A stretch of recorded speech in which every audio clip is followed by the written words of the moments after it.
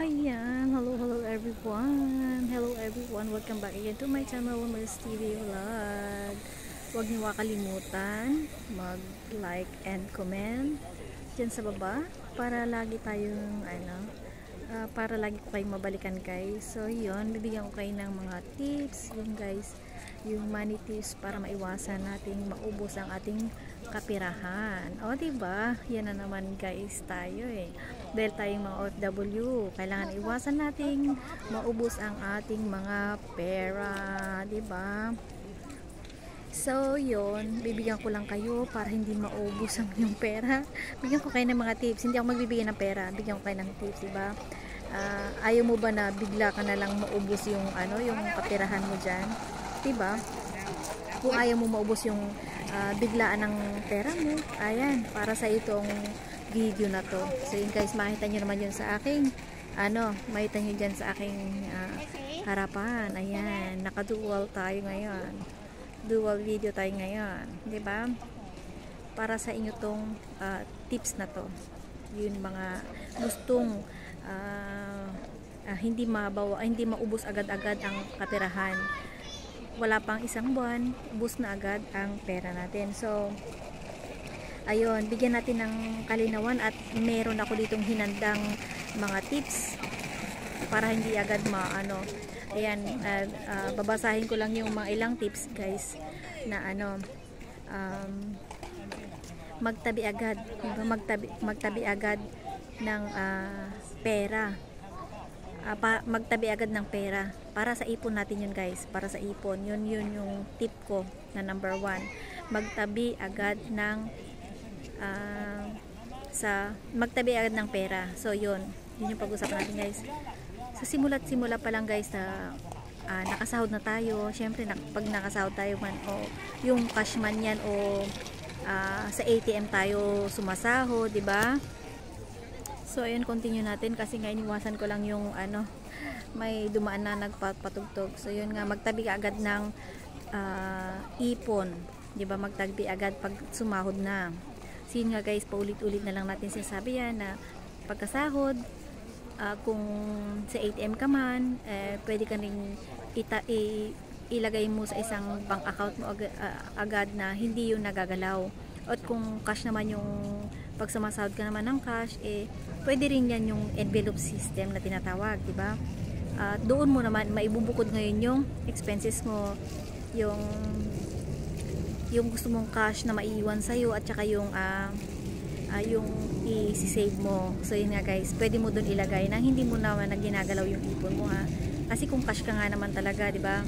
So ayun, tas yung sumunod naman is yung iwasan ang mag-feeling mayaman. O diba, karamihan sa ating mga OFW, madalas yan na naririnig ko guys, na maraming mga OFW na mga feeling mayaman, pero wag ka sa totoong buhay, hindi po yan guys.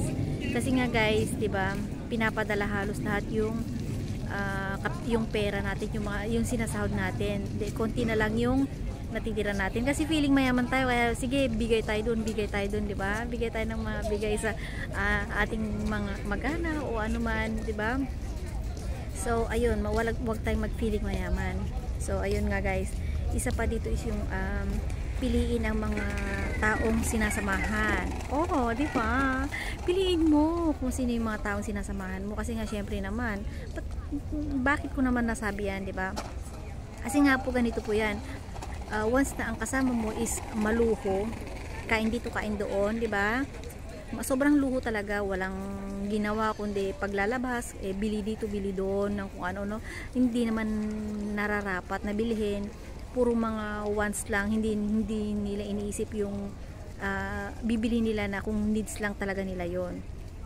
Kung needs lang talaga yon, edi mas okay lang yun na bili nila, di ba? Kaya yung sumama ka sa mga taong marunong humawak ng kapirahan, di ba? So yon, kailangan nating alamin kung sino yung ating sinasamahan. So sunod is yung iwasan ang madalas na pagkain sa labas ng mag-order, di ba? Yung kakain ka sa labas o kaya yung magpapa-order ka, di ba? Iwasan natin yun guys.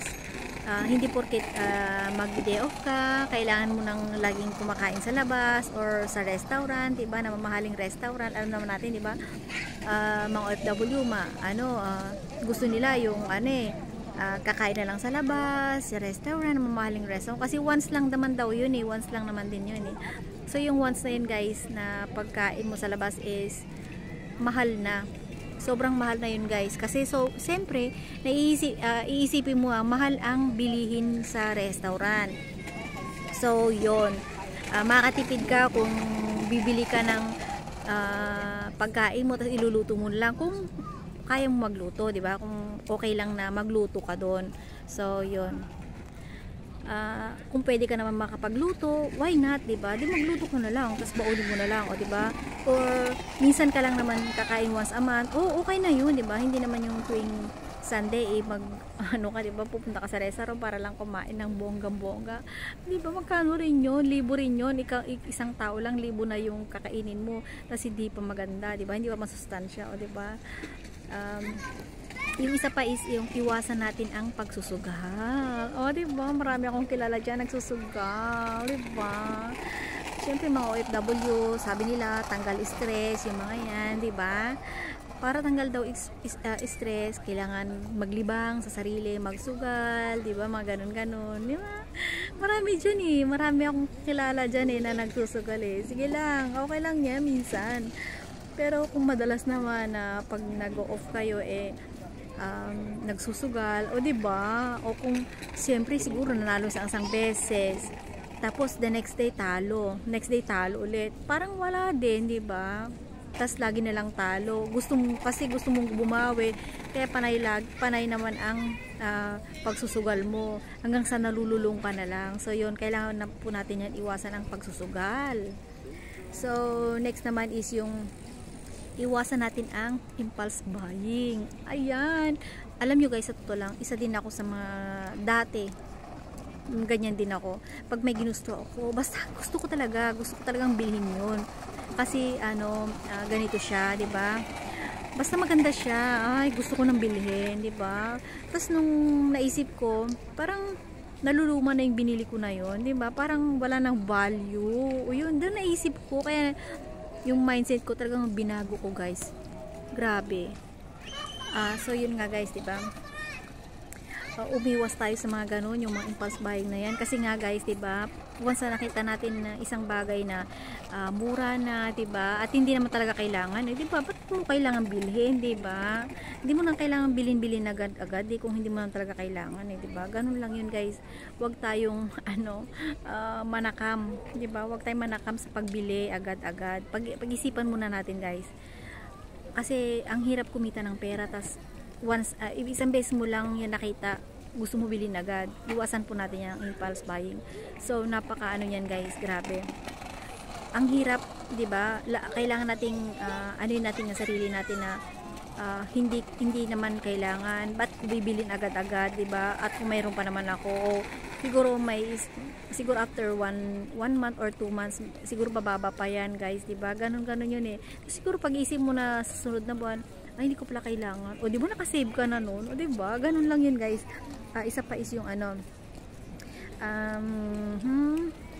umiwas sa utang.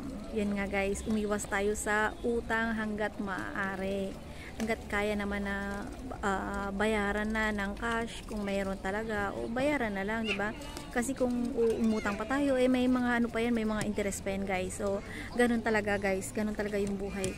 Kailangan, pag umutang ka, syempre, kailangan naman may tubo. Syempre, kahit pa paano, ginira mo yung pera, hindi mo naman kapatid yan, o hindi mo naman asawa yan na hiraman mo lang ng pera, wala nang wala nang tubo, di ba? Ganun yun, di ba? Kaya umiwas tayo sa utang. So, yun. Sunod naman is yung magtira para sa sarili. Ba't kung sinabing magtira para sa sarili? Syempre, kailangan nating magtira sa ating sarili. Kailangan nating mag-ipon pa rin, di ba? Kailangan magtabi tayo para sa sarili natin. Kasi just in case may emergency tayong bilhin na importante sa ating pang araw-araw, 'di ba? O kaya may emergency, meron tayong madudukot, 'di ba? At hindi tayo nangungutang, 'di ba? Ganun lang 'yan, guys, eh. 'Di ba? Kailangan nating magtira, 'di ba? Kailangan nating magtira. So, yung sunod naman is yung dagdagan pa yung source of income. 'Di ba? Kasi nga hindi naman tayo kontento sa ating sahod, kumbaga hindi sapat yung sahod natin. Didagdagan natin yung source of income natin para hindi tayo maubusan, 'di ba? Para maiwasan natin yung maubos agad-agad yung kaperahan natin, 'di ba? Kailangan pa natin ng dagdagan ng ating source of income para naman sa ganun ay madagdagan natin ang ating kaperahan at hindi tayo maubusan basta-basta, 'di ba? Kahit ano na lang diyan na source of income is pwede naman, guys. Basta okay naman siya, 'di ba? At kaya naman sa oras, kaya naman sa budget ng oras natin, 'di ba? Dagdagan talaga natin. Kahit tatlo pa 'yan yung source of income natin, 'di ba? Okay lang 'yan, guys. Basta kaya yung oras kasi yung binabantayan natin diyan, guys, eh. 'Di ba? So 'yun. Sunod is yung pag-aralang mabuti ang mga pag-invest, 'di ba? Yung mga gagawin nating pag-invest, 'di ba? Tulad ng mga mga pag-invest natin sa iba-ibang investor, mga ganun, 'di ba? Kailangan nating pag-aralan 'yan kasi, guys, para maiwasan natin ang mga scam, kailangan natin pag-aralan mabuti kung papasukin ba natin, kung maganda ba yung plataforma nila, kung ano ba yung kung totoo ba talaga yun, 'di ba? Hindi scam, mga ganon, 'di ba? Kasi maraming mga naluloko diyan sa invest na 'yan, eh. Kaya kailangan piliin po natin yung papasukin nating pag-i-invest, 'di ba? Sa kapera natin para hindi maubos yung pera natin, 'di ba? Baka mamaya mag-invest ka, nakaloko ka na pala, o 'di ba? So, yun, maraming mga dahilan kung bakit nauubos ang ating kaperahan dahil nga sa scam na 'yan.